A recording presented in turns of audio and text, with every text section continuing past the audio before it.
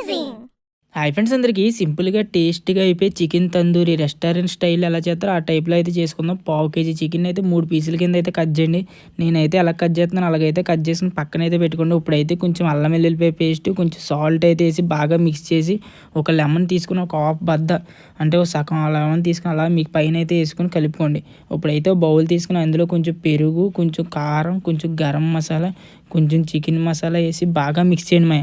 Mix చేసిన తర్వాత పక్కన పెట్టుకున్న చికెన్ పీసులు ఉంటాయి కదా, అవి బాగా తీసుకొచ్చి ఇందులో 3 పీసులు నీట్గా కలుపుకొని పక్కన పెట్టుకుని ఒక హాఫ్ అన్ అవర్ అయితే పెట్టుకోండి. ఈలోపు వీడియో చూసే వాళ్ళు ఒక లైక్ అయితే చేసుకోండి.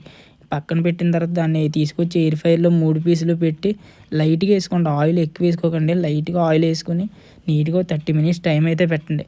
పెట్టి తీసిన తర్వాత మళ్ళీ ముక్కలను అయితే ఇటు అటు మార్చుకొని మళ్ళీ 10 మినిట్స్ టైం అయితే పెట్టుకోండి.